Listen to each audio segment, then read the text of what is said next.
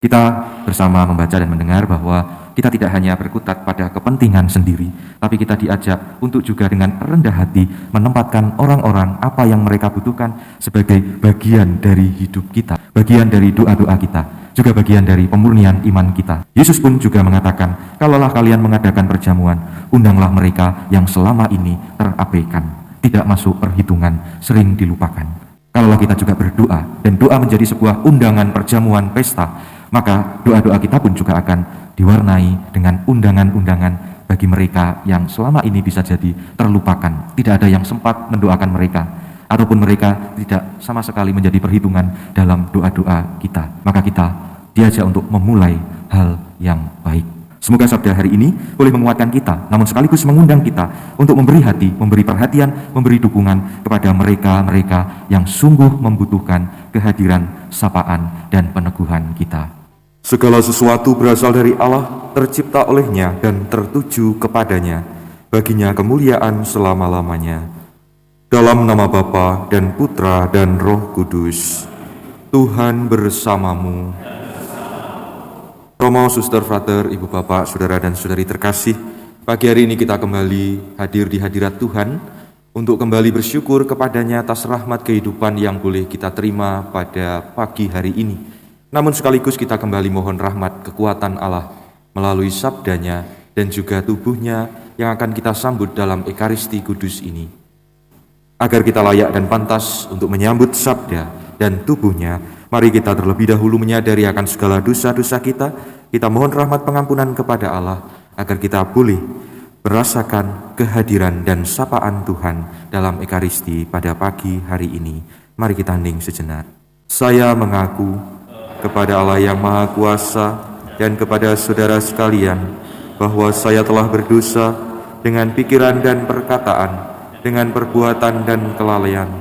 Saya berdosa, saya sungguh berdosa.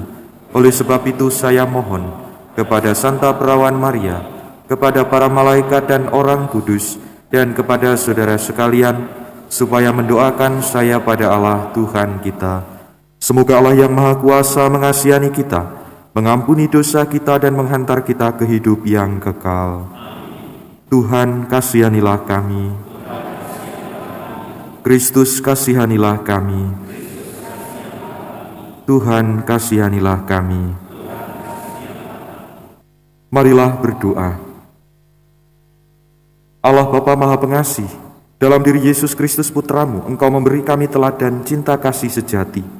Sempurnakanlah cinta kasih kami dengan sehati sebudi, hidup rukun sebagai saudara, dalam semangat rela berkorban seturut teladan Kristus. Sebab Dialah Tuhan dan pengantara kami, yang bersama dengan Dikau dalam persatuan Roh Kudus, hidup dan berkuasa Allah sepanjang segala masa. Mari kita dengarkan pewartaan sabda Tuhan. Bacaan dari surat Rasul Paulus kepada jemaat di Roma.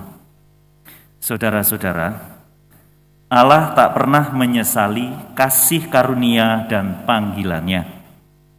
Dahulu kalian tidak taat kepada Allah, tetapi sekarang kalian mendapat kemurahan karena orang-orang Israel tidak taat.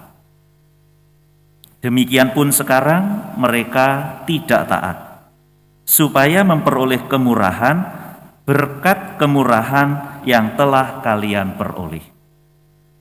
Sebab Allah telah mengurung semua orang dalam ketidaktaatan, supaya Ia dapat menunjukkan kemurahannya atas mereka semua. Alangkah dalamnya kekayaan, kebijaksanaan, dan pengetahuan Allah. Sungguh tak terselidiki keputusannya, tak terselami jalan-jalannya.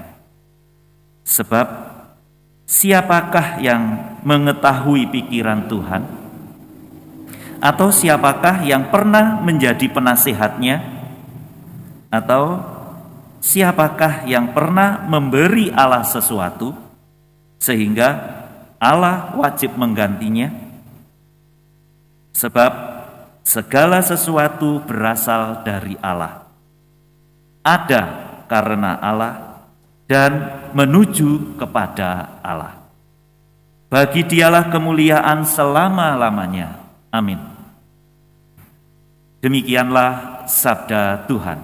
Syukur kepada Allah. Demi kasih setiamu yang besar, jawablah aku ya Tuhan.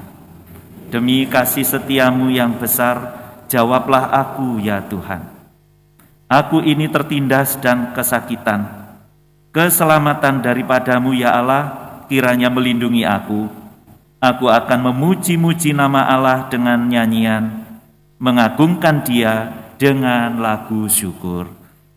Demi kasih setiamu yang besar, jawablah aku ya Tuhan. Lihatlah, hai orang-orang yang rendah hati, dan bersukacitalah. Biarlah hatimu hidup kembali, hai kamu yang mencari Allah. Sebab Tuhan mendengarkan orang-orang miskin, dan tidak memandang hina orang-orangnya yang ada dalam tahanan. Demi kasih setiamu yang besar, jawablah aku ya Tuhan. Sebab Allah akan menyelamatkan Sion dan membangun kota-kota Yehuda, supaya orang-orang diam di sana dan memilikinya. Anak cucu hamba-hambanya akan mewarisinya, dan orang-orang yang mencintai namanya akan diam di situ. Demi kasih setiamu yang besar, jawablah aku ya Tuhan.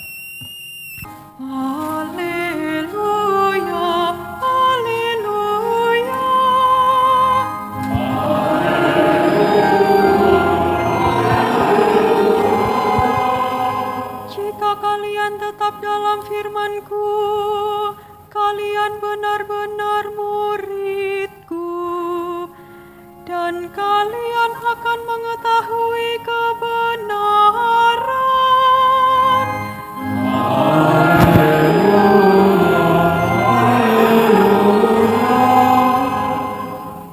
Tuhan bersamamu. Inilah Injil suci menurut Lukas. Dimuliakanlah Tuhan. Yesus bersabda kepada orang Farisi yang mengundang Dia makan, "Bila engkau mengadakan perjamuan siang atau malam, janganlah mengundang sahabat-sahabatmu, saudara-saudaramu, kaum keluargamu, atau tetangga-tetanggamu yang kaya, karena mereka akan membalasnya dengan mengundang engkau pula. Dengan demikian engkau mendapat balasnya. Tetapi bila engkau mengadakan perjamuan, undanglah orang-orang miskin, cacat, lumpuh, dan buta. Maka engkau akan berbahagia, karena mereka tidak mempunyai apa-apa untuk membalas engkau. Sebab engkau akan mendapat balasnya pada hari kebangkitan orang-orang benar." Demikianlah sabda Tuhan.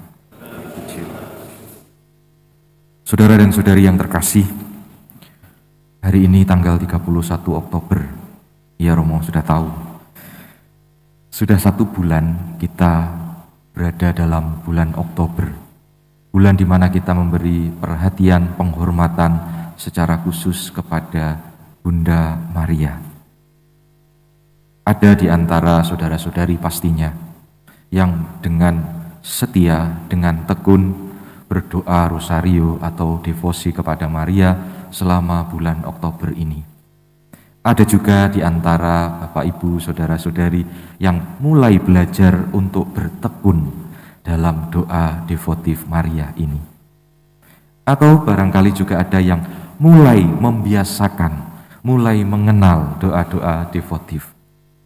Semuanya itu saya mengucapkan Provisiat, selamat, terima kasih Anda sudah memulai, sedang mengupayakan, dan berusaha untuk konsisten di dalam doa.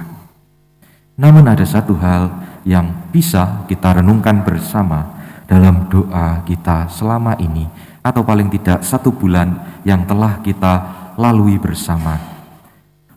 Apa yang kita undang di dalam doa-doa kita? Siapa yang kita undang di dalam doa-doa kita? Apa yang kita undang? Apakah masih berkutat dengan kebutuhan dan keperluan pribadi saya masing-masing? kepentingan saya masing-masing? Ataukah kita mulai mengundang apa yang menjadi kepentingan lingkungan di sekitar kita? Komunitas, kelompok di mana kita tinggal dan berada, atau masyarakat di mana kita juga menjadi bagian di dalamnya. Atau yang kedua, siapa yang sering kita undang di dalam doa-doa kita, atau kita sertakan dalam intensi doa devotif kita, atau kita beri perhatian khusus? Apakah masih berkutat juga dengan siapa saya dan siapa yang mementingkan diri saya, keinginan saya, harapan-harapan saya?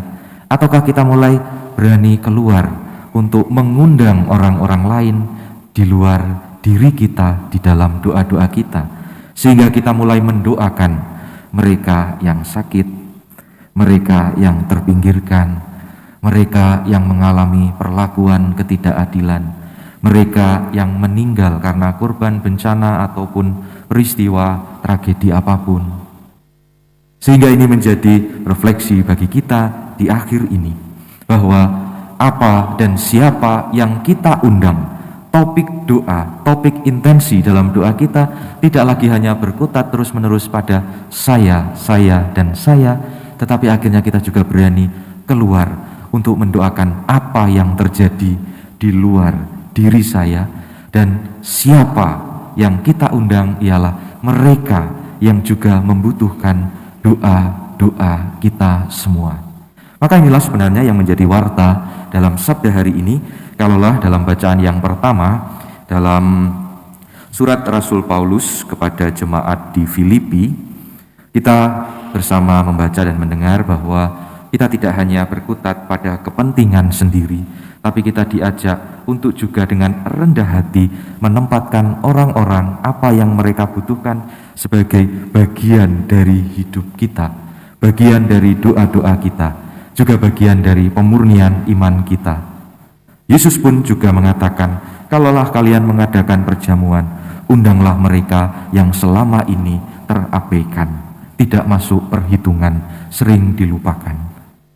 Kalaulah kita juga berdoa, dan doa menjadi sebuah undangan perjamuan pesta, maka doa-doa kita pun juga akan diwarnai dengan undangan-undangan bagi mereka yang selama ini bisa jadi terlupakan. Tidak ada yang sempat mendoakan mereka, ataupun mereka tidak sama sekali menjadi perhitungan dalam doa-doa kita.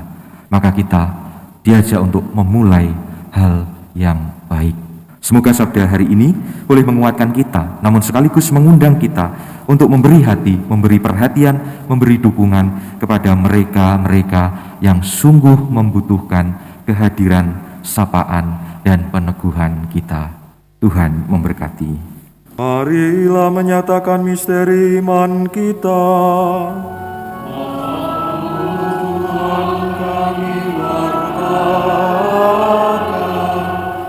kebangkitan kami muliakan, hingga Kau datang.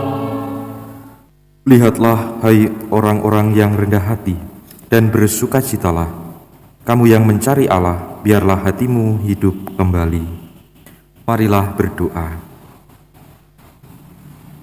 Allah Bapa Maha Pengasih, kami bersyukur karena Putra-Mu telah memanggil semua orang untuk mengikuti perjamuan-Mu. Semoga berkat kebaikan-Mu ini kami siap untuk melayani dan membantu sesama, sampai kami Kau kumpulkan untuk memandang kemuliaan wajah-Mu dengan pengantaraan Kristus Tuhan kami. Tuhan bersamamu. Semogalah Yang Maha Kuasa memberkati saudara-saudari sekalian, Bapa dan Putra dan Roh Kudus. Saudara dan saudari terkasih, pergilah, misa sudah selesai. Syukur kepada Allah.